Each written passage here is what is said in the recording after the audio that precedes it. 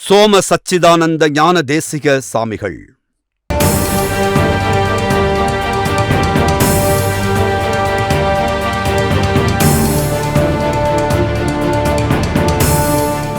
மூலிகை மரங்களால் சூழ்ந்த அதிசய சமாதியாலயம்.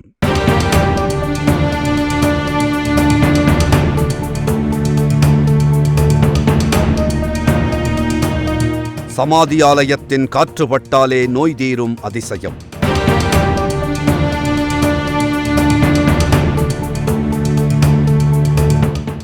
இருநூறு ஆண்டுகளுக்கு முன் தோன்றிய அற்புதக் கோயில்.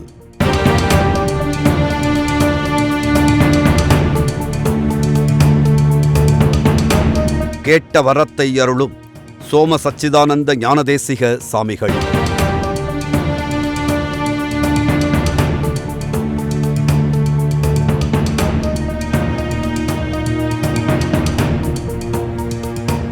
ஆலய திருவிழாக்கள் வெகு விமர்சையாக கொண்டாடப்படும் குமாரபாளையமானது ஈரோடு மாநகராட்சி எல்லையை ஒட்டி வடக்கு பகுதியில் அமைந்துள்ள நகரமாகும். காவிரியின் மேற்கு புறம் ஈரோடு மாவட்டம் அமைந்துள்ளது. ஈரோடு மத்திய பேருந்து நிலையத்திலிருந்து சுமார் 14 கிலோமீட்டர் தொலைவிலும், ஈரோடு சந்திப்பிலிருந்து சுமார் 15 கிலோமீட்டர் தொலைவிலும் குமாரபாளையம் அமைந்துள்ளது. குமாரபாளையம் பஸ் நிலையத்திலிருந்து சுமார் 7 கிலோமீட்டர் தொலைவில் அமைந்திருப்பதுதான் அருட்திரு சோம சச்சிதானந்த ஞானதேசிக சாமிகளின் ஆனந்த ஆசிரமம் ஆகும். அதாவது குமாரபாளையம் பஸ் நிலையத்திலிருந்து இடப்பாடி ரோடு காவேரி நகரில் உள்ள SSM ப்ராசஸிங் மில்ஸ் பஸ் ஸ்டாப்பில் இறங்கினால் மிக அருகில் அருட்திரு சோம சச்சிதானந்த ஞானதேசிக சாமிகளின் ஆனந்த ஆசிரமம் முகப்பில் உள்ள பெயர் பலகையை காணலாம். அருட்திரு சோம சச்சிதானந்த ஞானதேசிக சாமிகளின் ஆனந்த ஆசிரமத்தின் வளாகத்தில் சிவபெருமானின் வில்வ பத்திர பூஜைக்கு பயன்படுத்தப்படும் வில்வ இலை மரங்கள், ஆன்மீக மற்றும் கலாச்சார முக்கியத்துவம் வாய்ந்த பாரம்பரிய மருத்துவத்தில் பயன்படுத்தப்படும் பீரங்கி பந்து மரங்கள், தென்னை மரங்கள், வாழை மரங்கள், பலாமரங்கள், சப்போட்டா மரங்கள் மற்றும் கால்நடை தீவனப் புற்கள் என ஆனந்த ஆசிரமம் முழுவதும் இயற்கையின் பேரானந்தம் தாண்டவம் புரிவதை காணலாம். மகா அற்புதங்கள் நிறைந்த மகா சக்திகளைக் கொண்ட பசுமையின் காட்சியினை காணும் பொழுதும், அந்த இயற்கையின் மகா வலிமையுள்ள காற்றினை சுவாசிக்கும் பொழுதும் பக்தர்களின் மனங்கள் அமைதி கொள்வது மட்டுமல்ல, அவர்களின் உடலில் உள்ள ரணங்களும் தன்னாலே ஆறிவிடும் என்பதுதான் நிதர்சனமான உண்மையாகும். மனிதர்களின் உடல், மன மற்றும் ஆன்மீக நலனுக்காக கோயில்களை அமைப்பதிலும் கும்பாபிஷேகம் செய்வதிலும் சித்தர்கள் அளப்பரிய தியாகங்களை செய்துள்ளனர். அவர்கள் தங்களின் சுயநலனை துறந்து மக்களுக்கு நல்வழி காட்ட வேண்டும் என்ற ஒரே நோக்கத்திற்காக இரவு பகல் பாராமல் தங்களது ஆரோக்கியத்தை பற்றி கவலைப்படாமல் அரும்பாடுபட்டவர்கள் என்றுதான் சொல்ல வேண்டும். அப்படி இன்று நாம் காணும் ஆனந்த ஆசிரமம் மிகவும் சிறப்புடன் செயல்படுவதற்கு பின்னால் எண்ணற்ற குருமார்கள், ஆசிரம நிர்வாகிகள் மற்றும் இங்கு வேத பாடங்களை பயின்ற சீடர்களின் பங்களிப்பு முழுமையாக உள்ளது என்பதை பெருமையுடனே கூறலாம். ஆனந்த ஆசிரமத்தை கைலாச ஆசிரமத்தில் இருக்க சதாசிவானந்த சுவாமி தான் தன் குருநாதராகிய ராமசாமி சுவாமிகள் கேட்டு குமாரபாளையம் இப்போ இருக்கிற போலீஸ் ஸ்டேஷன் அன்னைக்கு பஸ் ஸ்டாண்டு, இப்போது குமாரபாளையம் போலீஸ் ஸ்டேஷன் அந்த காலத்தில் பஸ் ஸ்டாண்டு, அந்த இடத்துல இறங்கி அங்கேருந்து நடந்து இது ஒரு செங்கல் சுளையாக இருந்தது. அதை கேட்டு அந்த பக்கம் வெளியில் எங்கேயோ ஒரு பக்கம் தங்கியிருந்து இதை கேட்டு வாங்கி அன்னைக்கு என்ன விலையோ அன்னைக்கு கொடுத்து 1945, 46 வாங்கி 47 ஸ்தாபிதம் பண்ணுறாங்க. காரைக்குடி கோவிலூர் மடாலயம் என்பது 200 ஆண்டுகளுக்கு முன் முத்துராமலிங்க ஞானதேசிகர் சாமிகள் என்ற மகானால் தோற்றுவிக்கப்பட்ட ஒரு புண்ணிய பூமியாகும். ஆதிசங்கரர் பரம்பரையைச் சார்ந்தவர்கள் வழி வழியாக வந்து தமிழ் மரபில் சிருங்கேரி பீடம் என்று சொல்லக்கூடிய அந்த பீடத்தில் சந்நியாச தர்மம் என்று சொன்னால் ஒரு சில பிரிவினர்களுக்கு மட்டும் என்று இருந்த வழக்கத்தை மாற்றி மற்ற வர்ணத்தாருக்கும் சந்நியாசி தர்மம் இருக்கலாம் என்று சொன்னது காரைக்குடி கோவிலூர் மடாலயம் ஆகும்.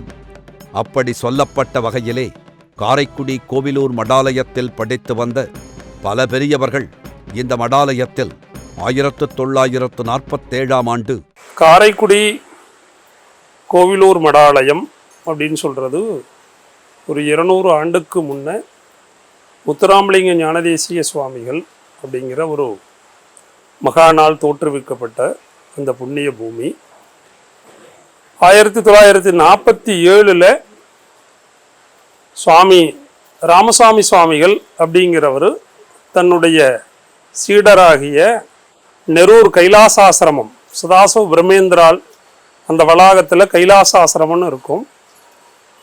ராமசாமி என்ற சாமிகள் தன்னுடைய சீடராகிய நெரூர் கைலாச ஆசிரமம் சதாசிவ பிரம்மேந்திராள் என்ற அந்த வளாகத்தில் கைலாச ஆசிரமம் என்ற ஒன்று இருக்கும். அந்த மடத்தை நிறுவச் செய்த பெருமகனார் சதாசிவானந்த சாமி அவருடைய வழிகாட்டுதலின் பேரில் ஆனந்தா ஆசிரமம் என்ற இந்த மடாலயமானது இங்கே நிறுவப்பட்டது. அப்படி ராமசாமி சாமிகளின் மேற்பார்வையில் நிறுவப்பட்ட ஆனந்த ஆசிரமம் ஆனது சில காலம் சென்ற பின்பு ராமசாமி சாமிகளின் சீடராகிய வெங்கடப்பர் என்று சொல்லக்கூடிய ஆனந்த ஆசிரமத்தில் பஞ்சலோக விக்கிரகம் அமைக்கப்பட்டிருக்கும்.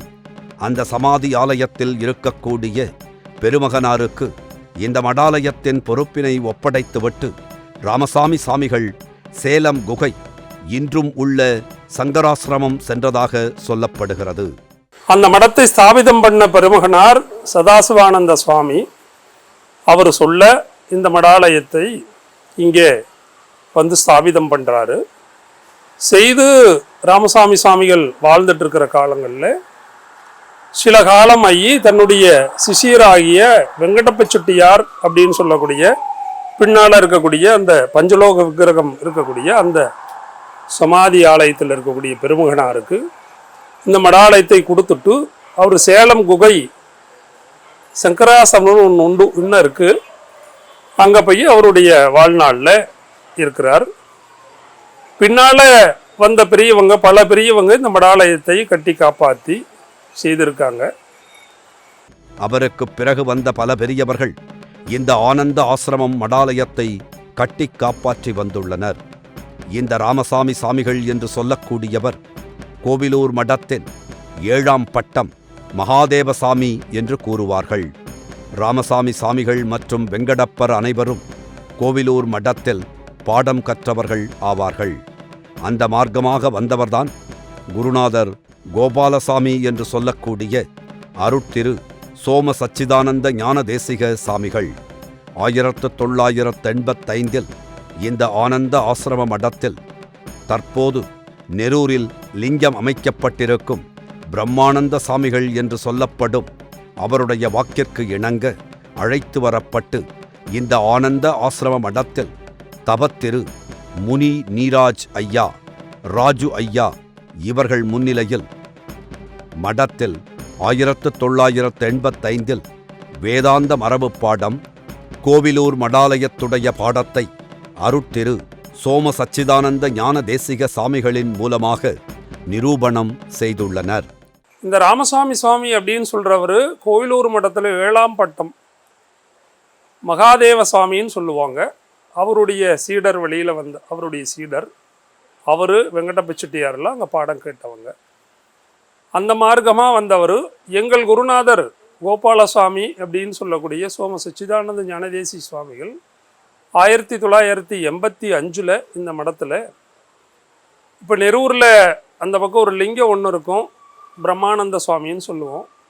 அவருடைய சொல்லுக்கு கூப்பிட்டு வந்து இந்த மடத்தில் தவத்திரு முனிராஜ் செட்டியார் ஐயா, ராஜு செட்டியார் ஐயா இவங்கெல்லாம் முன்னிலையில் இந்த மடத்தில் 1985 வேதாந்த மரபு பாடம் கோவிலூர் மடாலயத்தினுடைய பாடத்தை நிரூபணம் பண்ணுறாங்க.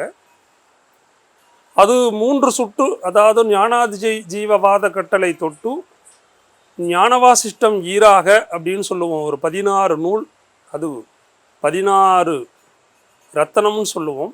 அவ்வளோ அற்புதமான ஞான நூல். துறவரத்தை ஞானம் பெறறதுக்கோசரம் சொன்ன அற்புதமான நூல் அது இந்த மடாலயத்தினுடைய பாடம். ஆனந்த ஆசிரமத்தில் கற்பிக்கப்படும் 16 நூல், அந்த 16 நூல்களும் 16 ரத்தினங்கள் என்று போற்றப்பட்டு வருகின்றன. அவ்வளவு அற்புதமான ஞான நூல்களாக பார்க்கப்படும் அந்த நூல்கள் அனைத்தும் துறவரத்திற்கான உயர்ந்த ஞானம் பெறுவதற்காகவே எழுதப்பட்ட மிக அற்புதமான நூல் என்று சொல்லப்படுகிறது. அது இந்த ஆனந்த ஆசிரம மடாலயத்துடைய மிக உயர்ந்த தனித்துவம் வாய்ந்த பாடமாகும். கோவிலூர் 8ஆம் பட்டம் சோம சச்சிதானந்த ஞான தேசிக சாமிகளுடைய மடத்தில் அவருடைய நேர் சீடர்களாக சுமார் 35 பேர் படித்துள்ளனர். அந்த வகையில் அனைவருமே கிட்டத்தட்ட 16 வகை சாஸ்திரங்களையும் 3 முறை கேட்ட பாக்கியம் பெற்றவர்களாக சொல்லப்படுகிறது. இப்படி இந்த ஆனந்த ஆசிரம மடாலயத்தின் சிறப்பு அளவிடற்கரியதாகும். அந்த பாடம் எங்கள் குருநாதர் சோம சச்சிதானந்த ஞானதேசி சுவாமிகள் கோயிலூர் மடம் 8ஆம் பட்டம் சோமசுந்தர ஞானதேசி சுவாமிகளுடைய சீடர், நேர் சீடர். நாங்கள் இந்த மடத்தில் ஒரு 35 பேர் படித்தோம். அதில் எல்லாருமே சுவாமி திருவடியே ஒரு 30 பேர் அடைஞ்சிட்டாங்க. இன்னொரு 5-6 பேர் இருக்கிறோம். அந்த வகையில் எல்லாருமே ஒரு 16 சாஸ்திரங்களையும் ஒரு 3 முறை கேட்ட ஒரு பெரும் பாக்கியம் பெற்றோம். அப்படி இந்த மடாலயத்தினுடைய சிறப்பு அளவர கிடையாது. கோவிலூருடைய 12வது பட்டத்துக்கு உரியவரான நாச்சியப்ப சாமிகளிடம் நன்னீலம் தாண்டவராய சாமிகளுடைய பூஜைக்குரிய ஒரு ஐயா இந்த குமாரபாளையம் மடாலயம் எங்க இருக்கு என்று கேட்டாராம். அதற்கு நாச்சியப்ப சாமிகள், கோவிலூர் வர்றதுக்கு எவ்வளவு புண்ணியம் பண்ணிருக்க வேண்டுமோ அதைவிட அதிகம் புண்ணியம் பண்ணியிருந்தாதான் குமாரபாளையம் மடாலயம் போக முடியும் அப்படின்னு சொன்னாராம். குமாரபாளையம் மடாலயத்துடைய சிறப்பு அத்தகைய சக்தி மிக்கதாகும்.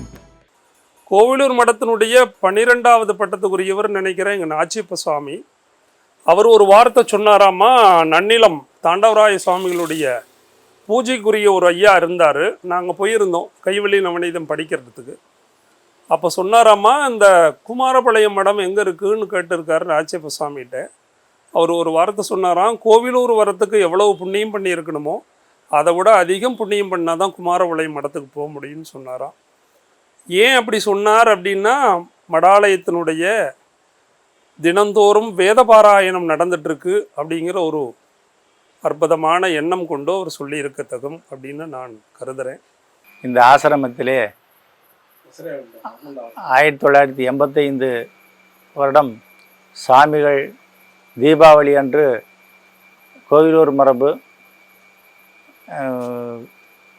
மரபு பாடங்களை நடத்த ஆரம்பித்தார். அந்த பாடங்கள் கேட்பதற்கு அப்போது எனக்கு 18 வயது. அப்பொழுது பாடம் கேட்க இதுவரையும் வந்து கொண்டிருக்கிறோம். வேதாந்த பாடங்கள் 16 சாஸ்திரம், கோவிலூர் மரபு பாடங்கள் 16 அந்த 16 சாஸ்திரங்களை சாமிகள் 3 முறை நடத்தியிருக்கிறார். அதையெல்லாம் நாம் இந்த பகுதி வாழ் மக்கள் எல்லாம் முதையெல்லாம் ஒரு 30 பேர் வருவார்கள், பாடங்கள் கேட்பார்கள். பெரியவர்கள் அவர்களெல்லாம் சில பேர் காலமாகிவிட்டார்கள். இதை இப்போ இருக்கிறதுலே ஒரு 7-8 பேர் தான் இங்கே இருக்கிறோம் சிஷ்யர்கள். குமாரபாளையம் மடாலயத்தை கட்டி காப்பாற்றக்கூடிய பெருமை நிர்வாகத் தலைவர் R.S. ராஜா அவர்களுக்கு உண்டு. குடும்பத் தோன்றல். இது ஒரு தனியாருக்குச் சொந்தமான மடம். இது ஒரு பெருமைக்குரிய விஷயமாகும். இந்த மடத்தை இன்றுதோறும் கட்டி காக்கக்கூடிய பெருமை நிர்வாகத் தலைவர் R.S. ராஜ செட்டியார் ஐயாவுக்கு உண்டு. அவங்க குடும்பத் தோன்றல். இது ஒரு தனியாருக்கு சொந்தமான மடம் அப்படிங்கிறதுல பெருமை கொள்ள வேண்டியது. நாங்கள்லாம் படித்த மாணாக்கர்கள் அப்படிங்கிறது செய்து, இந்த ஜீவசமாதி அப்படிங்கிறது இந்த ஊருள்ள ஒரு பெரிய விஷயமாக கருதப்படுது. நாங்கள் இங்கு வந்து படித்த மாணவர்கள் ஏராளம். இங்குள்ள மக்களுக்கு இந்த சமாதி ஆலயமானது மிகவும் புனிதமாக கருதப்படுகிறது. அருட்திரு சோம சச்சிதானந்த ஞான தேசிக சாமிகளின் குருபூஜையானது ஒவ்வொரு ஆண்டும் பங்குனி மாதம் சதய நட்சத்திரம் அன்று குமாரபாளையம் ஆனந்த ஆசிரமத்தில் மிகவும் சிறப்பான முறையில் கொண்டாடப்பட்டு வருகிறது. குமாரபாளையம் பஸ் ஸ்டாண்டில் இருந்து காவேரி நகர் அப்படின்னு சொல்லி எடப்பாடி ரோட்டில் இந்த SSM ப்ராசஸ் மில்லில் இறங்குனா பஸ் இருக்குது, நிறையா ஆட்டோ இருக்குது. ஆனந்தாசிரமம்னு சொன்னால் இறக்கி விட்டுருவாங்க. எஸ்எஸ்எம் பிராசிங் மில்லில் இறங்கி ஒரு 200 மீட்டர் தூரத்தில் தான், 100 மீட்டர் 200 மீட்டரில் தான் மடாலயம் இருக்குது. பவானியிலிருந்து வரலாம், பவானியிலிருந்து புதுப்பாலத்தை கடந்து வரலாம். குமாரபாளையம் பஸ் ஸ்டாண்டில் இருந்து ஒரு கிலோமீட்டருக்கு மேல் மிகாமை இருக்கும். உலகோர் யாவரும் அறமான ஆன்மீக ஞானம் பெறுவதற்கும் நல்ல ஆன்ம வாழ்வை வாழ்வதற்கும் மரணமிலாப் பெருவாழ்வு வாழ்கின்ற சித்தர்கள் மகான்கள் சொன்ன முக்கிய குறிப்புகளுடன் 1008 மகான்களின் ஜீவசமாதிகளின் இருப்பிடங்கள், 300 மகான்களின் புகைப்படங்கள் அடங்கிய ஜீவ அமிர்தம், ஞான அமிர்தம் என்ற 2 அற்புத நூல்கள் மனிதகுலத்தை வழிநடத்தும் இன்பப் பேரூற்றாகவும் பேரமிர்தமாகவும் குருவாகவும் வந்துள்ளது. இந்த 2 நூல்களும் காலப் பொக்கிஷமாக இருக்கும். மேலும் மற்றுமொரு அரிய பொக்கிஷம் ஒன்று உள்ளது. ஆம், 1000 சித்தர்களை நேரில் உங்கள் இல்லத்தில் கொண்டு வந்து சேர்க்கும் ஓர் அற்புத நூல்தான் அருளாளர்கள் 1000. இந்த நூல் ஓர் ஆன்மீக புரட்சி நூல் என்கிறார் அருட்திரு பிரபாவதி அம்மையார். திருக்குறள் என்பது எந்த இனத்திற்கும், எந்த மொழிக்கும், எந்த சமுதாயத்தினருக்கும் உரியதல்ல, அது எல்லாருக்கும் பொது. அது போலத்தான் அருளாளர்கள் 1000 என்ற நூலும் இன்று நடக்கக்கூடிய எல்லா சமுதாய குளறுபடிகள், குழப்பங்கள், பிரச்சனைகள் எல்லாவற்றிற்கும் தீர்வாக இந்த நூல் அமையும். இந்த நூலில் 1000 சித்தர்கள் செய்த சித்துகள், ஜீவசமாதியில் நடக்கின்ற அற்புதங்கள், ஜீவசமாதி அடைந்த நட்சத்திரம், திதி என எல்லாம் அடங்கியிருக்கிறது. நீங்கள் வணங்க வேண்டிய மகான்களை, உங்களின் குடும்பத்தார் வணங்க வேண்டிய சித்தர்களை அவரவர் நட்சத்திரம் அறிந்து வழிபடலாம். அவயோக நட்சத்திரத்திற்கும் யோக நட்சத்திரத்திற்கும் ஏற்ற சித்தர்களை, மகான்களை வணங்கி அருளைப் பெறலாம். அருளாளர்கள் 1000 நூலில் சித்தர்கள், மகான்கள் வண்ணப் புகைப்படங்களுடன் காலப்பெட்டகமாக அருள் நூலாக வந்துள்ளது. ஆக இந்த 3 அருள் வழங்கும் நூல்கள் ஒரு வீட்டிலோ தொழில் செய்யும் இடத்திலோ இருந்துவிட்டால் போதும். நடக்க வேண்டிய அனைத்தும் நல்லதாகவே நடக்கும். வாழ்வில் வேண்டிய நலன் கிட்டும். பல அன்பர்களின் வாழ்வில் இந்த நூல்கள் மிகப்பெரிய மாற்றத்தை, அதிசயத்தை உண்டாக்கியுள்ளது. சித்தர்களின், மகான்களின் அருள் தேடும் அன்பர்கள் அனைவரும் ஜிபே மூலம் பணத்தை செலுத்தி நீங்கள் இருக்கும் இடத்திற்கே மேலே குறிப்பிட்ட சித்தர்களின் அனைத்து தகவல்களும் அடங்கிய 3 புத்தகங்களையும் வரவழைத்து பலனடையலாம் என்பதை தெரிவித்துக் கொள்கிறோம். நன்றி. வாழ்க சித்தர்கள் புகழ், வளர்க சித்தர்களின் தொண்டு. நன்றி, வணக்கம். பிரணவம் யூடியூப் சேனலை சப்ஸ்கிரைப் செய்து சித்தர்களின் அருளை முழுமையாகப் பெறுங்கள்.